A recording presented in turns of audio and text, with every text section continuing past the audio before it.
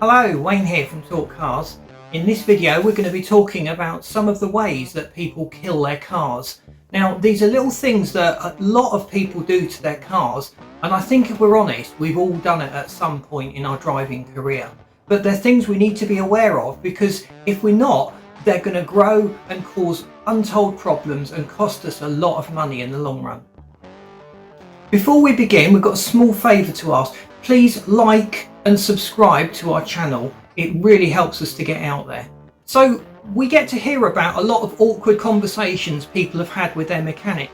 What could I have done to avoid that? And it's down to something really silly, a little habit that we've picked up along the way that causes this damage. The old mantra applies: if you look after your car will look after you. The last thing you want to do is kill your car. So look out for number 10, because this is a new issue that a lot of people are not aware of. And if you've got a car that was made before 2012, it's definitely something you should think about. So stick around to the end and find out what this problem is. The first thing we see people doing that will damage their car is skipping on the servicing. Cutting corners and cutting costs is never good in the long run. But servicing your car is not just the manufacturers trying to get money out of you.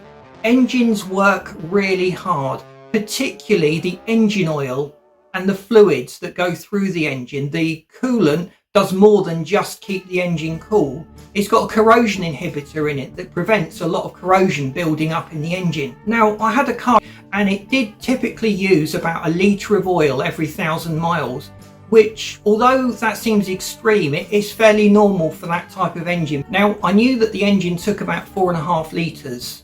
And I knew that every 12 months I'd put 12 litres through. So does that mean that I don't need to change the oil?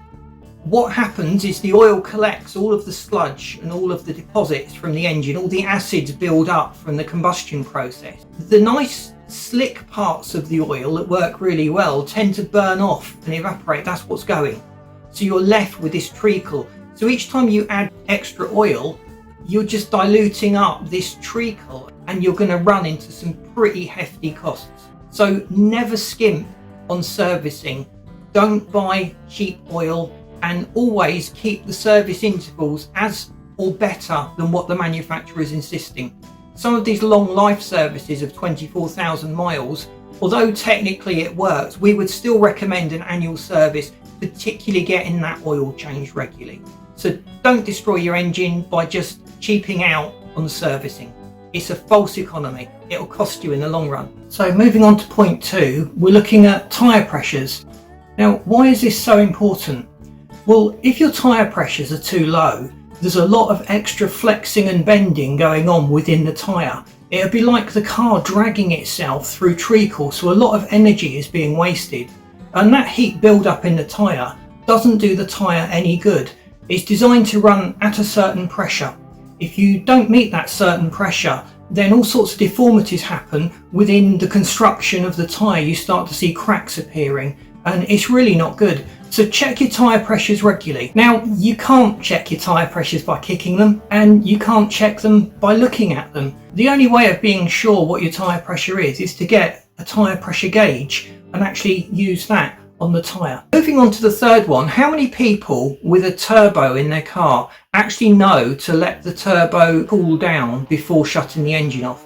So many cars today come with turbos. Manufacturers love them because you've got a small compact engine that's quite efficient, so it's good fuel economy, and the turbo helps them to make as much power as they otherwise would on a larger, naturally aspirated engine. And very few people realise the damage they do by having a spirited drive on the turbo and just shutting the engine off. If you do that, you are starving the turbo of oil. That turbo is spinning between 100,000 and 200,000 RPM. So what's going to happen? You shut the engine off, the oil's not going to circulate, so you've got the same oil inside the turbo just boiling off with all that heat. It's not going to do the turbo any good. The oil's going to burn off. You're going to lose lubrication, and before you know it, you'll be paying out for a new turbo. Certainly have a spirited drive, but after you've been doing some high RPM driving, make sure you do some low RPM driving and maybe just let it tick over a little bit before you shut the engine off. and that will preserve the life of your turbo So the fourth issue is where someone just jumps into a car on a cold engine and they drive it hard. An engine and the oil in the engine needs to warm up to operating temperature. Metals expand when they're warm. The engine is designed to work efficiently when it's warm. So you do untold damage to your engine by driving it hard. Every engine has got an indicator to tell you when it's warmed up. So don't drive it hard until the engine has properly warmed up, or you are just asking for trouble. The oil doesn't lubricate the engine properly until it gets warm. The viscosity of the oil will change dramatically. So if it's not lubricating the engine efficiently and you're driving it hard, the oil is just not going to cope with that. And you're going to end up with no lubrication at precise points of the engine that desperately need to be lubricated. You've noticed that when a cat gets up, it always stretches, or a runner before they go out for a run, they warm up their muscles. Your car is the same. Look after it. Get it up to operating temperature before you work it hard. So the fifth area we're looking at is short journeys. So we've already spoken about keeping the engine warm. On those short journeys, you're not getting the engine up to temperature. A cold engine is generally dumping more fuel in to warm itself up. We used to have the choke many years ago that you'd pull out until the engine warmed up. Otherwise it would be lumpy and just keep stalling on you. So that extra fuel is not doing your catalyst any good. Catalysts do not like unburnt fuel or a dirty burn. They will just get really hot and burn out, and catalysts are pretty expensive. The inefficient burn of a cold engine also creates a big build-up of carbon. Make sure it's at least warmed up to its operating temperature before you turn it off. So the sixth area is to do with high RPM driving. Now, the engine, by very nature of its design, is not very well balanced. The piston will travel at different speeds depending on where it is. Eventually it will stop and reverse direction. The manufacturers have built in a red line to protect the engine from these vibrations, but the closer we are, the more risk there is of that damage building up. You often get peak torque around 2/3 of your RPM range, and then it tails off towards the red line. So there's not a performance gain by driving at the red line all the time. If you've had your engine balanced and blueprinted and engineered really well, you can raise that red line, but you still want to avoid using the top RPM range all the time. So give your engine a bit of a break. Use the full RPM range, not just the upper third. The accelerator is not a binary control. It's not either on or off, as some people seem to think. The seventh one has to do with the way we use the gearbox. Now, keeping your hand on the gear stick, I've heard some people say that puts wear and tear on the gearbox. It's questionable as to whether that happens. I've heard it argued both ways. But the big issue with keeping our hand on the gear stick is we're often changing gear before the clutch has done its job. With synchromesh, people just change gear as quickly as possible and it crunches. Every little crunch is your gearbox saying, ouch, that hurt. Don't do it again, and you've lost a little bit of the life of your gearbox. The crunching noise is not a part of a normal gear change. It is to be avoided at all costs. So be very careful when you change gear. Use the clutch progressively. Give it time to settle before you go through the gate to the next gear. I'm not talking about eons of time. Just that split second can make all the difference to the life of your gearbox. And replacing gearbox does get pretty expensive. So on to our next one, again dealing with the gearbox, but particularly the clutch operation. The clutch is only designed to disengage the engine from the gearbox. It is not designed to be depressed all of the time. It's not a pause button. We see people sitting at junctions with their foot on the clutch all the time, non-stop. That's putting a lot of wear on the engine. Now, we could get really technical and go full on nerd, but the much simpler explanation is when you press the clutch, there's a whole line of fairies that are all connected by hands, and they're pulling really hard on that clutch to disengage it. All the while you keep your foot down, they're straining and struggling, and they don't like it. Eventually they'll give up.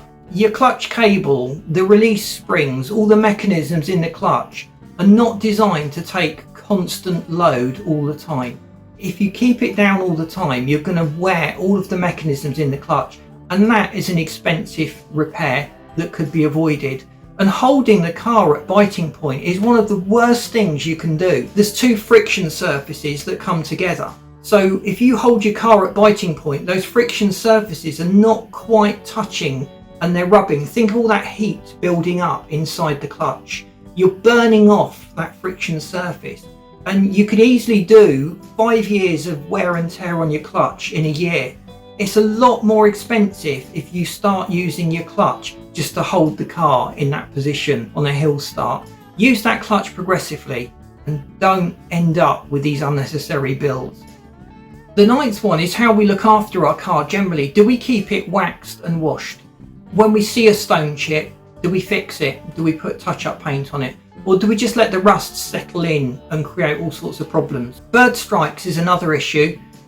It's basically little drops of acid. So keeping your car clean will really protect the bodywork and prevent it from deteriorating and costing you a lot of money. The layer of wax will also protect the car and it'll give you a bit of a barrier, so you get a little bit more time to deal with bird strikes and the other issues.